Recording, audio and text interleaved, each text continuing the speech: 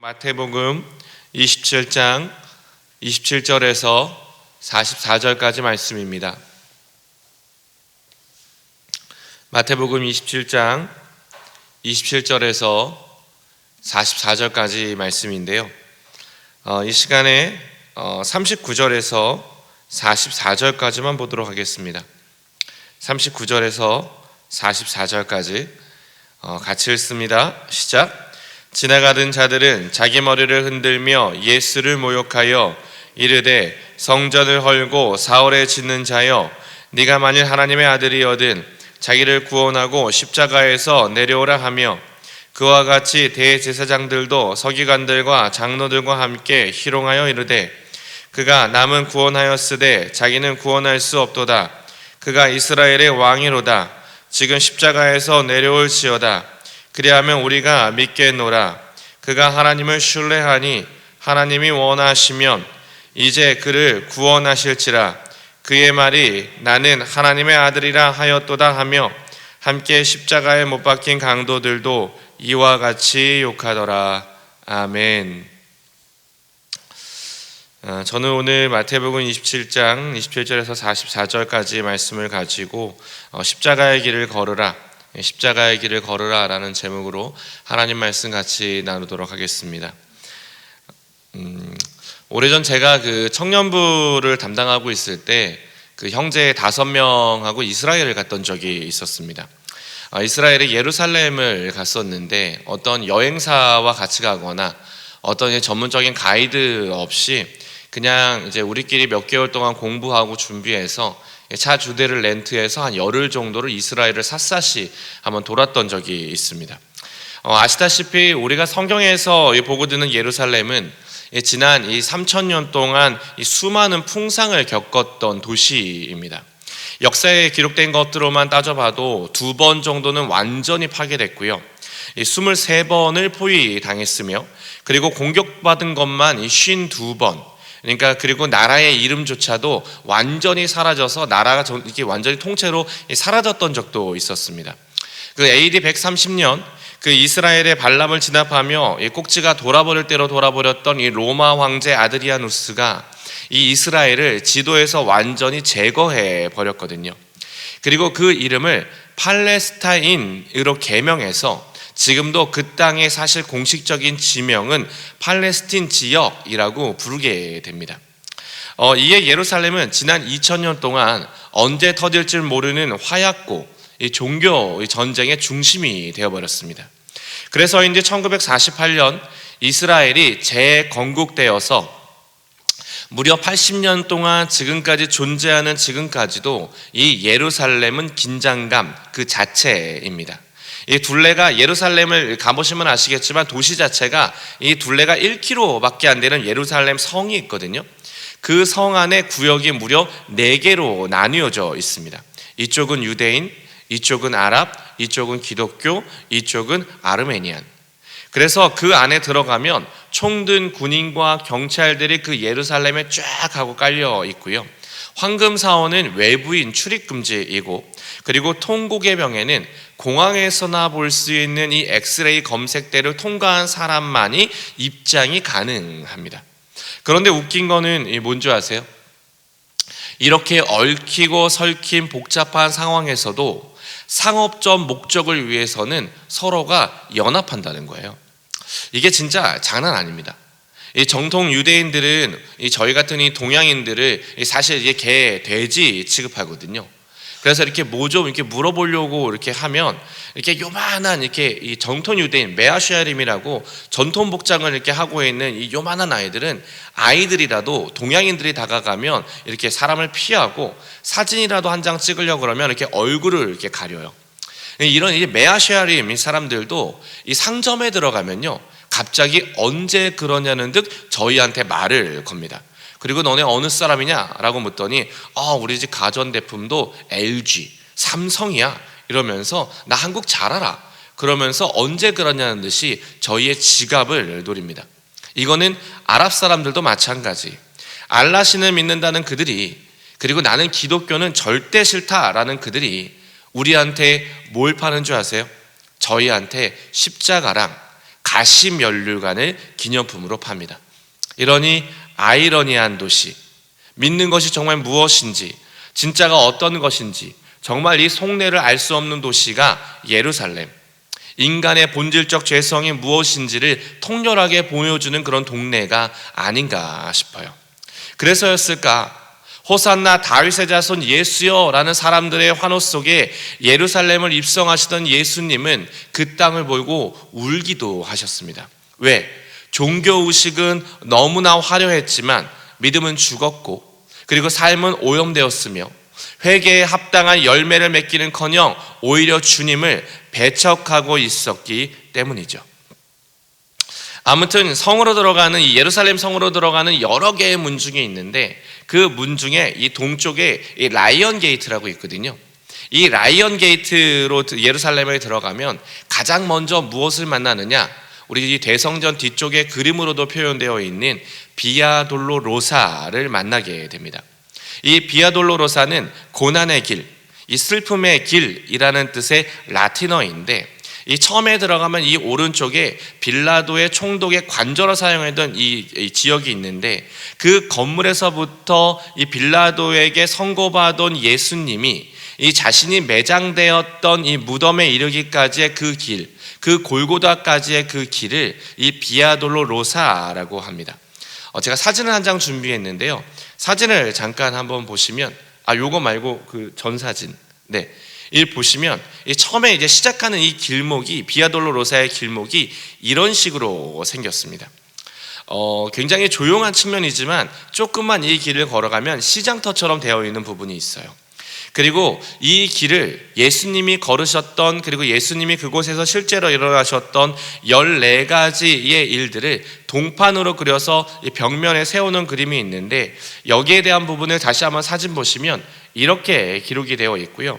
그리고 여기에 제가 좀 이 부분들이 어떤 부분인지를 하나하나 읽어드리면 이렇습니다. 가장 먼저 총독관저에서 빌라도에서 예수님이 재판을 받으시고, 그리고 사형 언도를 받고 조롱당하고 채찍을 맞으십니다.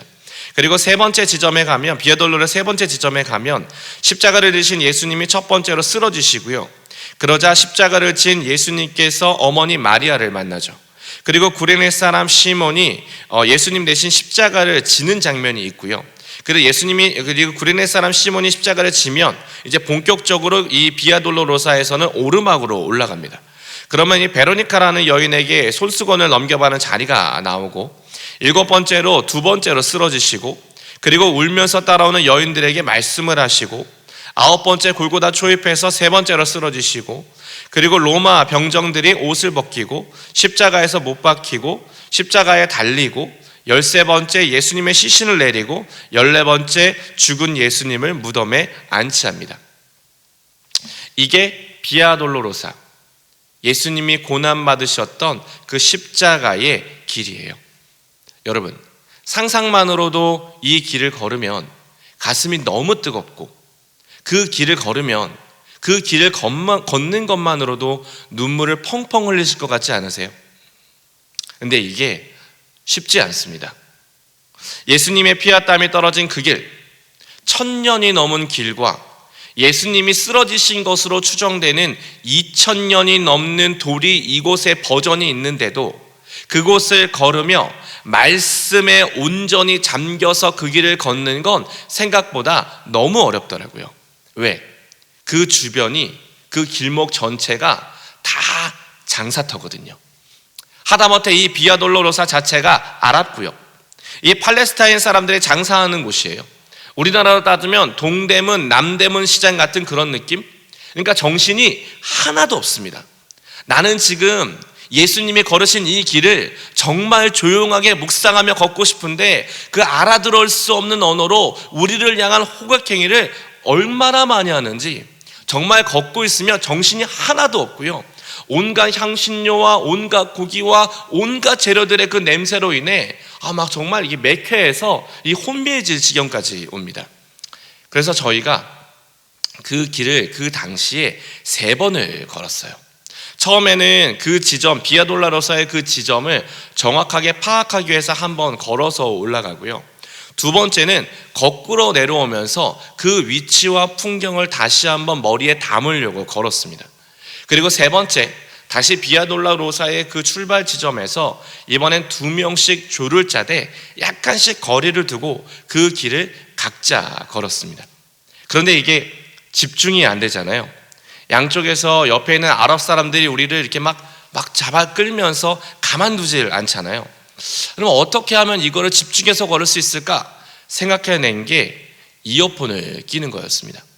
각자 이어폰을 하나씩 가지고 와서 이어폰을 여기에 하나씩 끼웠어요. 그리고 찬양을 하나 틀었습니다. 이 찬양인데요.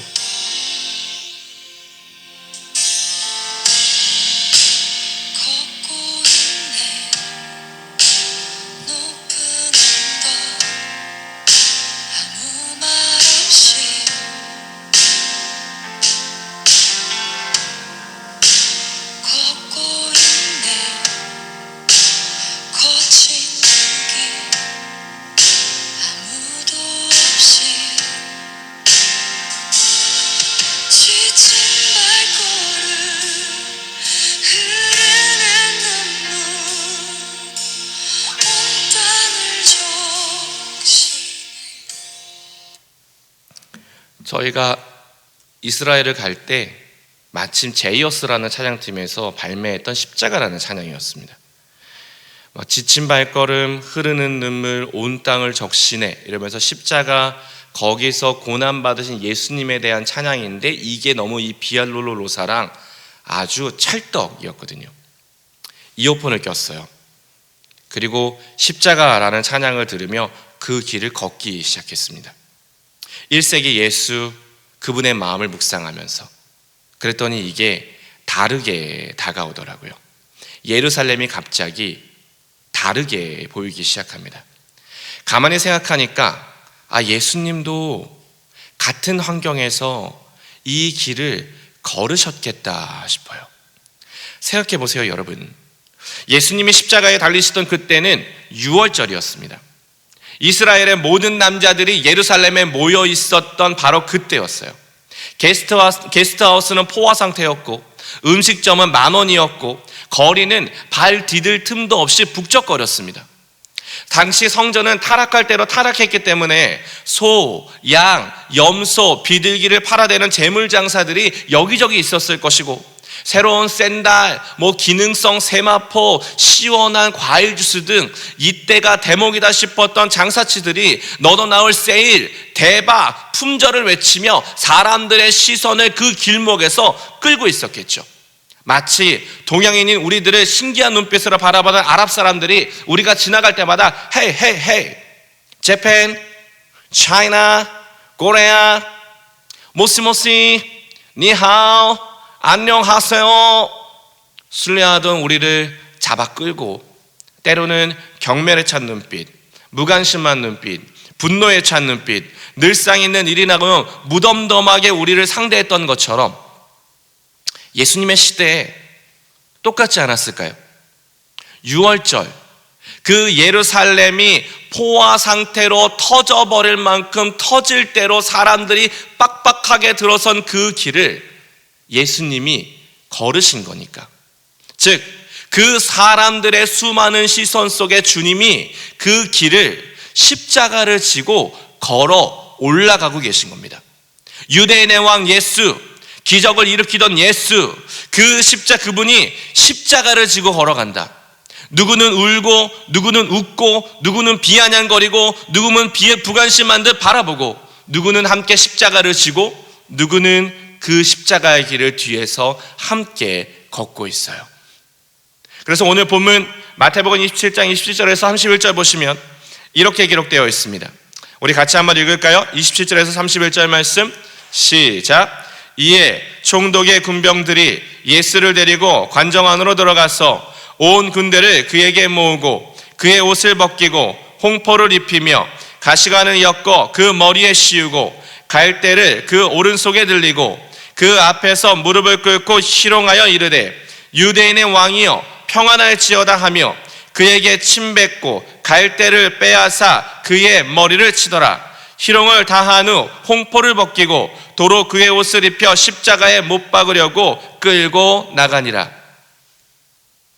이 길, 예수님이 순환당한 이 길을 걸으며 그때 저희 팀이 정말 펑펑 울었습니다.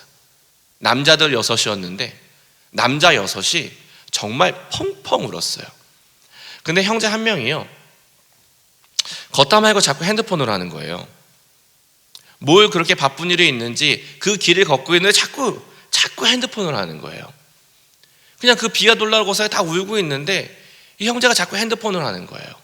나이도 제일 많고 가장 맏형이고 이제 뭔가 되게 은혜를 많이 나눌 것 같은 그 친구가 계속 핸드폰을 하는 거예요. 아니, 왜 핸드폰을 하지? 이 중요한 순간에 왜 핸드폰을 하지? 옆에서 봤는데 핸드폰을 하면서 선글라스를 씌웠는데 계속 울고 있어요. 알고 보니 이 길을 걷는데 하나님이 자꾸 다른 마음을 계속 주셔서 이걸 잊지 않으려고 자기가 핸드폰 메모장에 기도문을 쓰고 있더라고요. 나중에 이걸 읽어주는데 그 기도 내용이 이렇습니다. 전체는 아니고 제가 일부만 읽어드릴게요. 주님이 걸으신 그 비아돌로로사, 채찍질 당하시며 고통 속에 십자가를 지시고 걸으신 그 길을 제가 걷고 있습니다. 주님, 제가 주님과 함께 그 길을 걷고 있습니다. 너무나 아픕니다. 대체 무엇 때문에, 누구를 위해 그렇게 고통 속에서 살이 찢겨 나가는 아픔을 이겨내고 십자가에 매달리셨습니까? 저도 지금 이 길을 걸어봅니다. 얼마나 힘들고 아팠을지 상상조차 안 되지만 주님과 함께 그 길을 걸어보렵니다. 골고다 언덕까지 참 높네요. 주님, 저도 주변에 아는 사람이 없습니다. 오히려 아랍 사람들이 저에게 호객행위를 합니다. 그 당시에는 주님에게 돌도 던지고 침도 뱉었을 텐데 그 고통과 아픔, 그리고 아무도 나를 도와줄 사람 없다고 느끼셨을 때 얼마나 무서우셨을까요? 주님, 저는 지금 너무 무섭습니다. 그런데 주님, 그래서 이제 알겠습니다. 골고다 언덕까지 가시며 얼마나 많은 사람들이 서로 사랑하고 서로 행복하게 살기를 원하셨는지 그 모든 것을 다 이루고 떠난 주님이 보입니다. 주님, 이제 제가 그 어떤 행동과 생각을 가지고 살아야 할지를 알 것 같습니다. 이 땅에서 주님 주신 그 미션 성실히 수행하고 주님 곁으로 가겠습니다. 주님, 사랑합니다. 이 형제가 기도문을 읽어주는데요, 기분이 되게 묘하더라고요. 왜? 사실 예수님이 십자가에 달리실 때 그 옆에 있는 사람들은 모두 주님을 모욕하고 희롱하고 욕했잖아요. 39절에서 41절, 44절 보시면 그 장면이 이렇게 기록되어 있습니다. 39절, 지나가는 자들은 자기 머리를 흔들며 예수를 모욕하여 40절, 이르되 성전을 헐고 사흘에 짓는 자여, 네가 만일 하나님의 아들이거든 자기를 구원하고 십자가에서 내려오라 하며 41절, 그와 같이 대제사장들도 서기관들과 장로들과 함께 희롱하여 이르되 44절, 함께 십자가에 못 박힌 강도들도 이와 같이 욕하더라. 즉 예수님은 우리를 위해 모욕당하시고 희롱당하셨습니다. 하나님의 아들이 죄투성이인 우리를 살리시겠다고 묵묵히 그 십자가에 올라가세요. 하나님의 아들이 깨어지고 망가진 세상을 회복하시겠다고 끝까지 십자가에 달리셨고요, 하나님의 아들이 이 땅의 진짜 사랑, 진짜 은혜가 무엇인지를 증명하시기 위해 십자가에서 그 모든 것을 증명하십니다. 그래서 묻습니다. 예수님의 핏값으로 세워진 공동체, 이 교회에 오신 여러분, 예수님이 꿈꾸시는 소망, 그 궁극적인 삶의 이유를 살기 위해 애쓰셨던 여러분, 그래서 예수님의 핏값으로 구원받아 이 시간 함께 예배하시는 여러분, 여러분에게 묻습니다. 여러분의 삶의 목적은 무엇입니까? 여러분의 궁극적인 목표는 무엇입니까? 우리가 정말 꿈꾸는 소망은 지금 무엇입니까? 십자가. 사실은 우리 역시 십자가, 그 십자가에 우리의 모든 시선과 우리의 모든 에너지와 우리의 삶의 모든 것이 사실은 그곳에 있어야 하지 않을까요? 예수가 견디셨고 예수가 버티셨고 예수가 걸으셨던 그 길, 그 순종의 여정이 우리의 삶의 목표이자 우리의 목적이어야 하지 않을까요? 예수님은 분명하게 말씀하십니다. 예수께서 제자들에게 이르시되 누구든지 나를 따라오려거든 자기를 부인하고 자기 십자가를 지고 나를 따를 것이니라. 다시 예수께서 이르시되 누구든지 나를 따르려거든 자기를 부인하고 자기 십자가를 지고, 누가복음엔 날마다 자기 십자가를 지고 나를 따를 것이니라. 그러므로 여러분 기억하십시오. 지금의 한국교회가 다음 세대를 놓치는 이유는 어쩌면 설교하고 있는 저 자신을 포함해 우리 모두가 다음 세대를 놓치고 있는 이유는 우리들의 목적이 변질되었기 때문일지 모릅니다.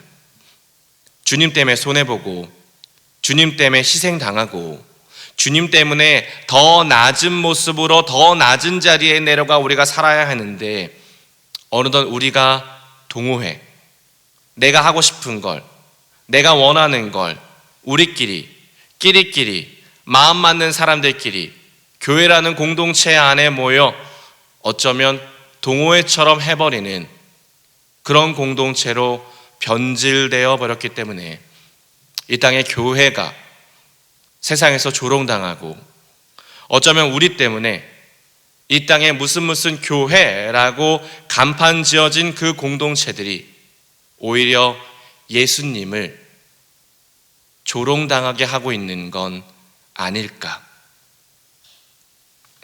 그러기에 여러분, 이 고난주간을 보내며 우리의 삶의 목적을 다시 한번 점검해 보십시오. 그리고 잊지 말고 다시 한번 붙잡고 기도하며 나아가십시오.